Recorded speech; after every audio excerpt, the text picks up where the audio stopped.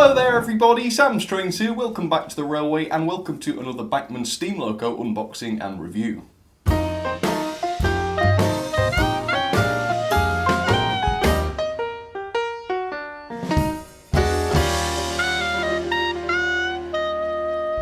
So over the years then, I've made loads and loads of videos, haven't I, about the Midland compounds, the Hornby version specifically. There's the old tender-driven version and then the later railroad version that was upgraded to loco drive. And I've always loved those, you know, they're great runners, they're so affordable and the detail is just okay on them. I've always been a big fan. But every time I've released a video on the Hornby versions, I've always had comments from people saying, you know, you really ought to try the Bachmann one just for comparison, just to see what it's like.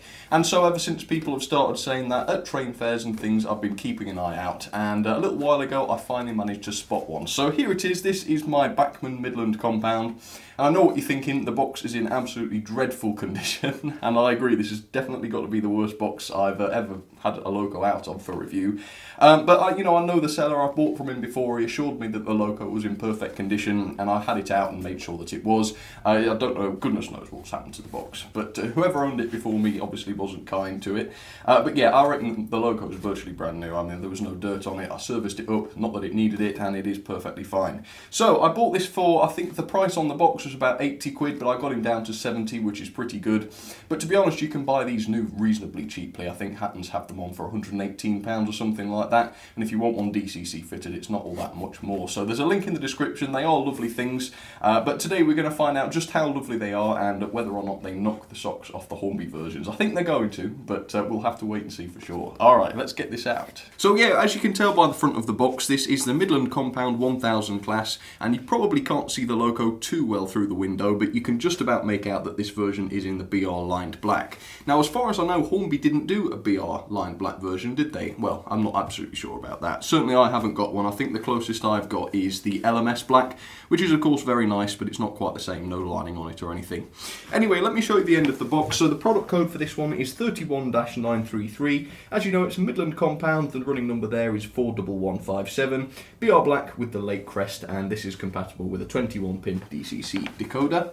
I think that's basically it for the box. I will briefly show you the back of the box because there is a brief history with this one, and yeah, they certainly do mean brief. There's not much to read there, but sure, if you want to pause it there and read it, feel free to, but I will give you a bit of history on them anyway later on. But I think that's just about all I've got to say on this thing, so let's get it out and get this hideous box out of the way, shall we, and take a look at what's inside. So let's get the outer sleeve off.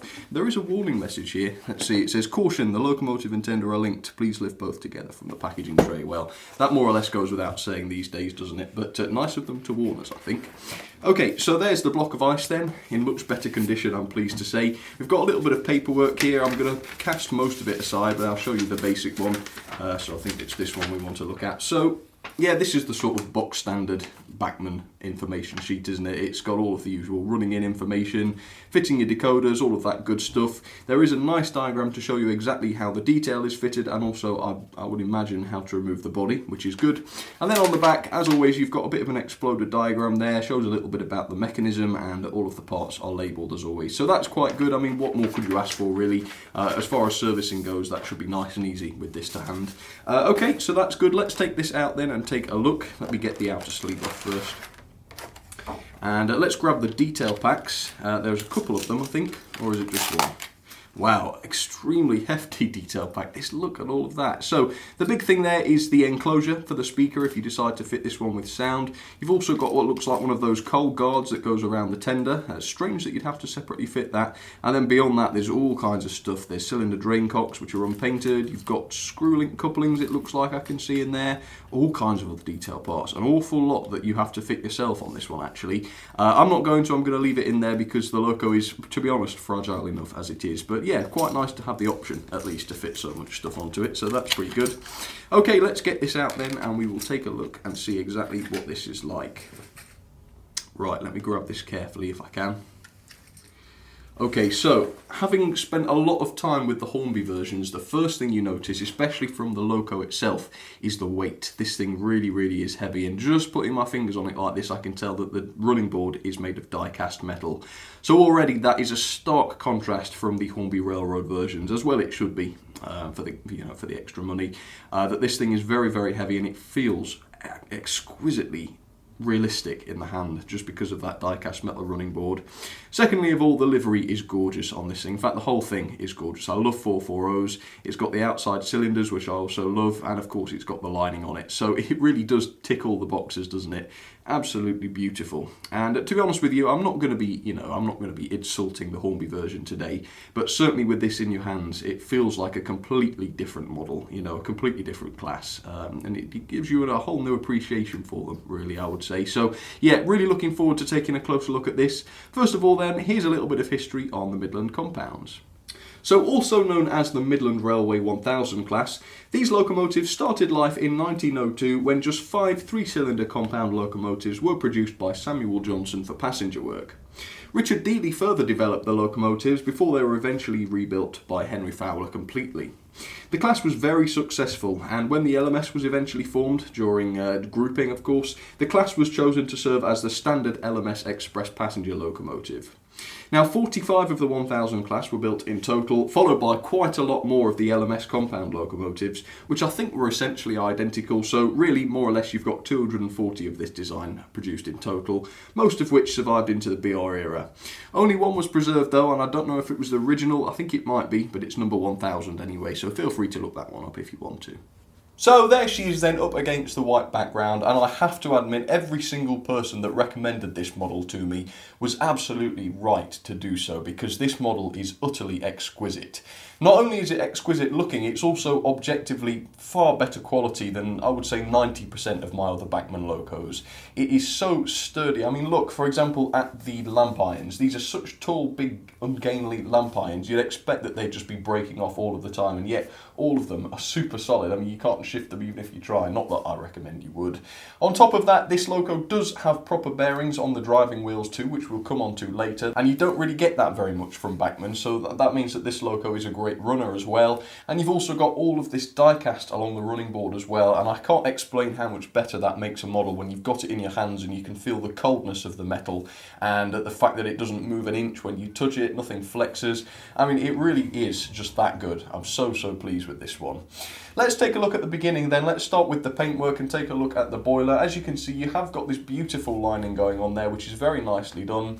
Up at the top there is a very slight seam, which is I suppose a small criticism of the model. Most better models have a seam hidden elsewhere where it's not so conspicuous, but it's not too bad. It's not something that's going to catch your eye too easily.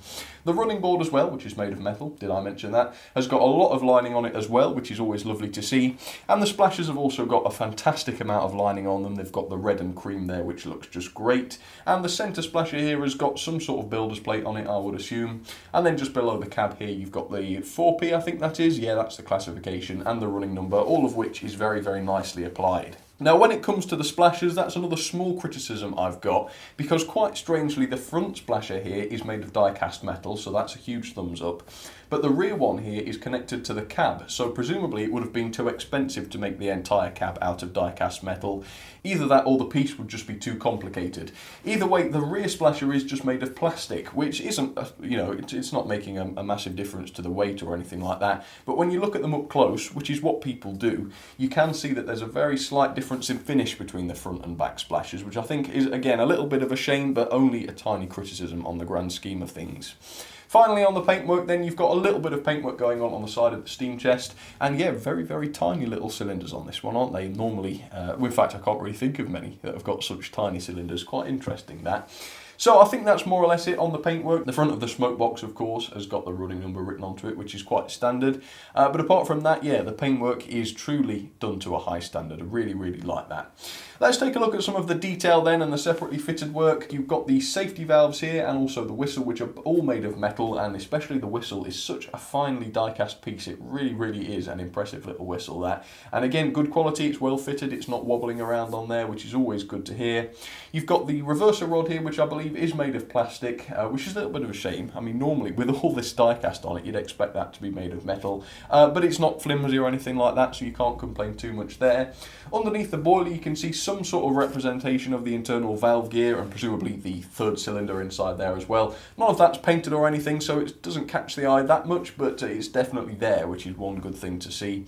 You've also got this quite exquisitely separately fitted piece on the side of the boiler here. I'm not actually entirely sure what that is. That's my ignorance coming coming across a little bit there. But again, it's a very finely detailed piece that has been well fitted, and it seems to be pretty sturdy. So again, that is very, very good to see. The buffer beams look good. I've already mentioned the lamp irons, of course. You've also got the separately fitted vacuum pipe, which is good to see. You've also got buffers which are sprung. Let me just demonstrate that. Yeah, nice realistic looking buffers. The front of the loco has a NEM coupling already fitted, which is a little bit unusual. Normally you'd expect to get that in the detail pack, but that's quite nice. It means you haven't got to fit that if you want it. And of course, if you don't want it, you can get rid of it reasonably easily too. So that's not a huge problem, to be honest with you. On the underframe, you've also got the brake rigging pre-fitted, it looks like. I'm pretty sure I didn't have to do that, so that's again quite a nice thing not to have to do. The top of the cab is quite well detailed with plenty of riveting, and then you've got this air vent on top of the cab, which again may be separately fitted. It's done so well that you can't tell. Either way, it does protrude quite away from the top of the cab, which is great to see. On the front of the cab, you can see we do have glazed windows, which is a given for a model of such quality. And inside the cab, the detailing is just out of this world. Can you believe that? Just look at all those separately painted parts. All of the gauges have colouring on them. You've got the wooden floor effect. You've got the cream painting on the back side of the cab. You haven't just got a black cab background, for example. You've got the water level indicators there, which just look so realistic. And for such a tiny cab, it really is astonishing. So for the price, I mean, you can pick this model up, I think, from Hatton's for £118. That is astonishingly good value for what you get. They haven't got many left, so if you want to check out that link and get one, then feel free to. But yeah, the loco itself is absolutely out of this world. The Tender 2 is just about as good as it could be from Bachmann. As you can see, we've got the late British Railways crest applied onto here very, very nicely. Can't fault that in any way. And once again, the lining is done to a very high standard. The underframe is fairly basic, as it normally is. You've got the underframe detail, of course, which is all moulded onto there. There is a water scoop just between the frames there, and also pre-fitted is the brake rigging, which is quite good to see. The coal load in the top is removable, and it's one of those quite glossy, unrealistic-ish ones. It's not too bad at all. I'm certainly happy with it. But at least the fact that it's removable means that you can replace it if you want to. And then a couple of the tender controls around the front are also separately painted, which is always a nice extra touch, I think. And then around the back, you've got a few other signs painted on. One of those will presumably be the water capacity and other information anyway about the tender. Another separately fitted vacuum pipe there, more sprung buffers, and as you'd expect, more conventionally, you've got the rear NEM coupling pre-fitted, which is great to see. So, absolutely astonishing this. I wasn't expecting it to be as good as it was for the money, to be honest with you, and it really, really didn't disappoint. So that's the detail. Hopefully you can appreciate just the level of detail on this thing and how impressive it really, really is. Let's get on to performance now then. We'll get her down onto the track and see how nicely she runs. So there she is then, down onto the track, the beautiful Bachmann Midland compound, looking absolutely superb. She's on the middle line today, no particular reason for that, I suppose it beats doing everything exactly the same way every time, doesn't it?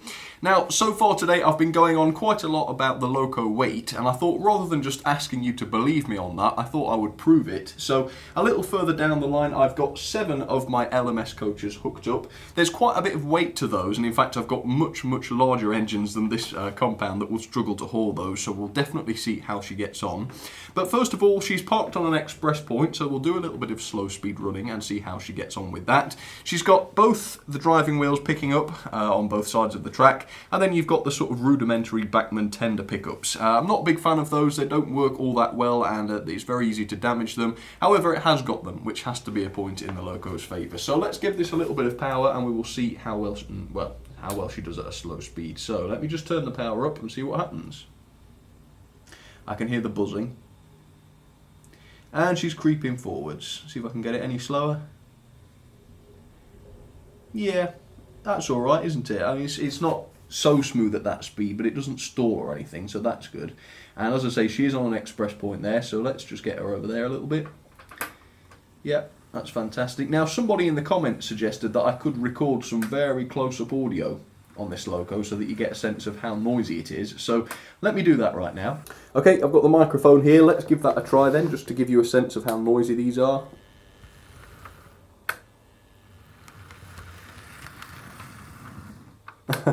So really, not very is the answer to that. Not very noisy at all.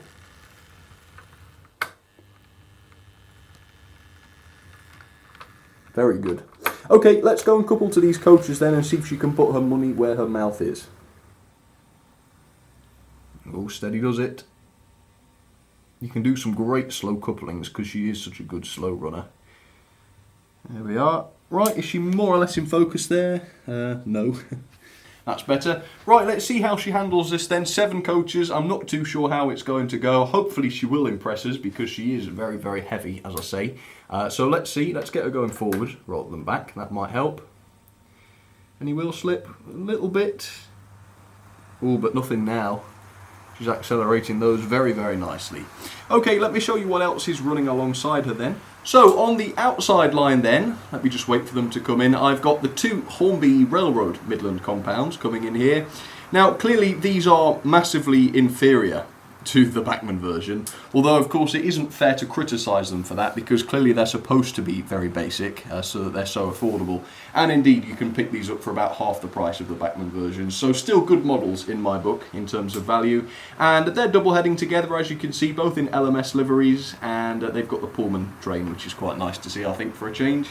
And then on the inside line, if I just get her to come in now, I have the original Hornby Midland compound from the tender driven era. Quite a nice loco this one. It's got quite a lot of extra paintwork on it this, and it's got my modified Ringfield motor in it, so it runs very, very nicely. So enjoy the running session, see which other 440s you can spot, and there is one class that appears twice, so see if you can let me know in the comments which one that is.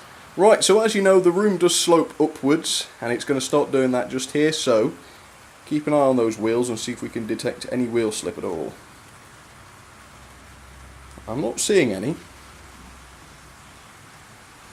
And she's not even going that super fast, so she hasn't got momentum really on her side. So very impressive, to be honest. An awful lot of power behind what is a relatively small engine. Do love the Hornbys as well.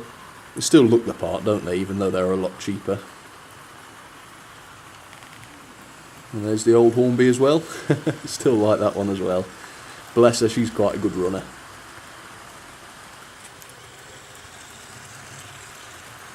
I ought to really do more double heading, didn't I? It's a shame not to. I do love doing them, especially when it's 2 of the same class. Can't beat it, can you? Mustn't forget the star of the show though, here she comes. Crikey, she picks up some speed going downhill. So smart though, don't you think, in that BR black? Absolutely beautiful.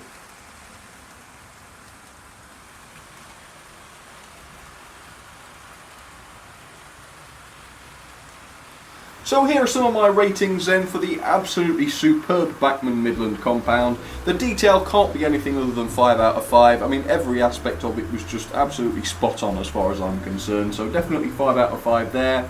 Power 5 out of 5 for a 440 of that size to manage 7 coaches with basically 0 wheel slip has to be an impressive feat, doesn't it? So again, 5 out of 5 on there. The slow speed was pretty good as well. It isn't absolutely amazing, so I'm only going to give this 4 out of 5, but it's certainly above average, so a good score there nonetheless. The quality, once again, has to be 5 out of 5. So much metal work, proper bearings on the wheel set, tender pickups, everything you could ask for. Very, very good quality there. And value, now the strange thing is I can't actually find the list price. It doesn't seem to be on the Bachmann website anymore. However, if Hattons are selling these for £118, that suggests that the RRP would have been about £130, and there are a lot worse locos than this that cost more than that. So I'm going to give that a 4 out of 5, not bad value at all. Overall then, that is a very good score of 9.20 out of 10, and into the ranking she goes then, 4th, just above the Hornby A1 and below the Hattons AB. Absolutely incredible, and I think it's definitely deserving of being in the top 5.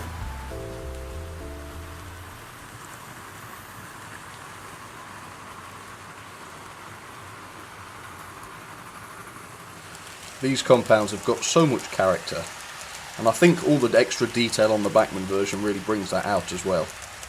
Yeah, definitely in love with this one, I reckon.